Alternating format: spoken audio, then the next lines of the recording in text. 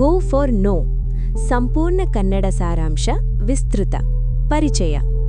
ಮಾನವನ ಜೀವನದಲ್ಲಿ ಹೌದು ಅಂದರೆ ಎಸ್ ಎಂಬುದು ಯಶಸ್ಸಿನ ಸಂಕೇತ. ನಾವು ಎಲ್ಲರೂ ಎಸ್ ಪಡೆಯಲು ಪ್ರಯತ್ನಿಸುತ್ತೇವೆ, ಆದರೆ ಗೋ ಫಾರ್ ನೋ ಪುಸ್ತಕವು ಒಂದು ಹೊಸ ದೃಷ್ಟಿಕೋನವನ್ನು ನೀಡುತ್ತದೆ. ಹೌದು ಅಂತಿಮ ಗುರಿ, ಆದರೆ ಇಲ್ಲ ಅಂದರೆ ನೋ ಅದಕ್ಕೆ ಹೋಗುವ ಮಾರ್ಗ.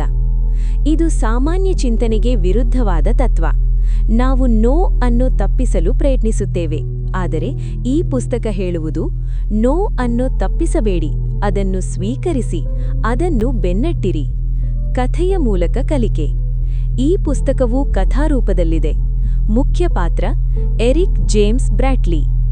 ಎರಿಕ್ ತನ್ನ ವೃತ್ತಿ ಜೀವನದಲ್ಲಿ ಯಶಸ್ಸು ಸಾಧಿಸಲು ಪ್ರಯತ್ನಿಸುತ್ತಾನೆ, ಆದರೆ ಅವನು ನಿರಂತರವಾಗಿ ನೋಗಳನ್ನು ಎದುರಿಸುತ್ತಾನೆ.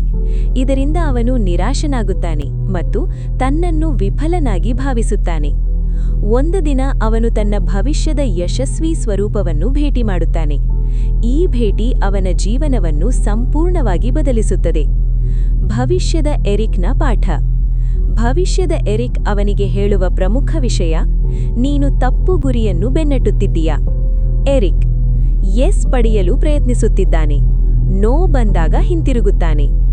ಭವಿಷ್ಯದ ಎರಿಕ್ ನೋಗಳನ್ನು ಬೆನ್ನಟ್ಟಿದರೆ ಎಸ್ ಸ್ವತಃ ಬರುತ್ತದೆ. ಕೀಲತತ್ವ. Yes is the destination, no is the process. ಅಂದರೆ ಎಸ್ ಈಕ್ವಲ್ಸ್ ಫಲಿತಾಂಶ, ನೋ ಈಕ್ವಲ್ಸ್ ಪ್ರಯತ್ನದ ಹಾದಿ. ನೀವು ಹೆಚ್ಚು ನೋಗಳನ್ನು ಸ್ವೀಕರಿಸಿದಂತೆ ನೀವು ಎಸ್ಗೆ ಹತ್ತಿರವಾಗುತ್ತೀರಿ. ಇಲ್ಲ ಬಗ್ಗೆ ನಮ್ಮ ತಪ್ಪು ನಂಬಿಕೆಗಳು. ಸಾಮಾನ್ಯವಾಗಿ ನಾವು ನೋ ಈಕ್ವಲ್ಸ್ ಸೋಲು, ನೋ ಈಕ್ವಲ್ಸ್ ಅಪಮಾನ, ನೋ ಈಕ್ವಲ್ಸ್ ನಿಲ್ಲಬೇಕು. ಈ ನಂಬಿಕೆಗಳು ನಮ್ಮನ್ನು ಹಿಂದಕ್ಕೆ ತಳ್ಳುತ್ತವೆ.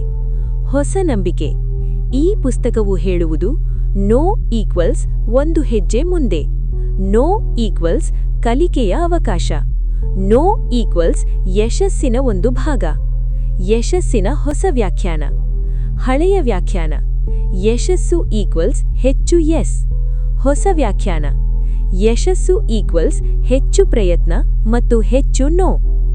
ವಿಫಲತೆಯ ಅರ್ಥ. ಪುಸ್ತಕವು ವಿಫಲತೆಯನ್ನು ಹೊಸ ರೀತಿಯಲ್ಲಿ ವಿವರಿಸುತ್ತದೆ. ನಿಜವಾದ ವಿಫಲತೆ ಈಕ್ವಲ್ಸ್ ಪ್ರಯತ್ನ ಮಾಡದೇ ಇರುವುದು.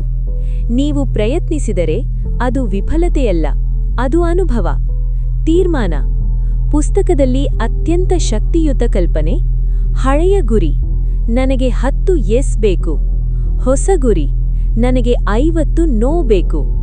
ಇದರ ಫಲಿತಾಂಶ: ಹೆಚ್ಚು ಪ್ರಯತ್ನ, ಹೆಚ್ಚು ಅವಕಾಶ, ಹೆಚ್ಚು ಯಶಸ್ಸು. ಭಯ ಮತ್ತು ನಿರಾಕರಣೆ. ಮಾನವರು ನೋ ಅನ್ನು ಕೇಳಲು ಹೆದರುತ್ತಾರೆ. ನಿರಾಕರಣೆಯ ಭಯ, ಜನರ ಅಭಿಪ್ರಾಯ, ಆತ್ಮವಿಶ್ವಾಸದ ಕೊರತೆ. ಭಯವನ್ನು ಗೆಲ್ಲುವ ಮಾರ್ಗ. ಪುಸ್ತಕ ಹೇಳುವುದು ನೀವು ಹೆಚ್ಚು ನೋಗಳನ್ನು ಸ್ವೀಕರಿಸಿದರೆ ಭಯ ಕಡಿಮೆಯಾಗುತ್ತದೆ. ಮನೋಭಾವ ಬದಲಾವಣೆ.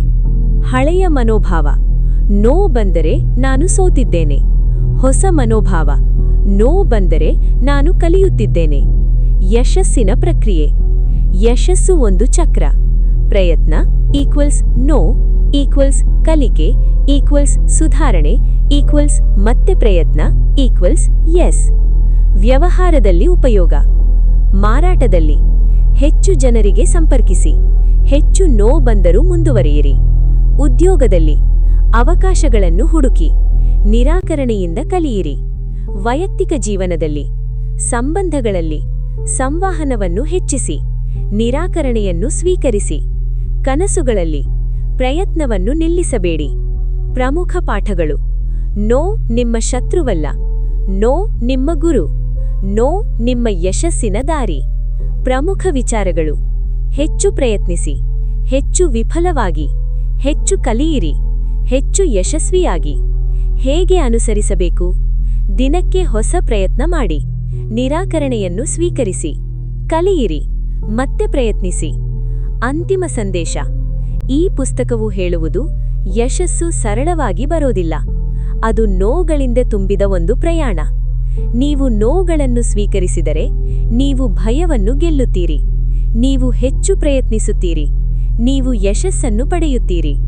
ಕೊನೆಯ ಮಾತು: ಗೋ ಫಾರ್ ನೋ ಎಂದರೆ ನಿರಾಕರಣೆಯನ್ನು ಬೆನ್ನಟ್ಟಿರಿ. ಪ್ರಯತ್ನವನ್ನು ಹೆಚ್ಚಿಸಿ.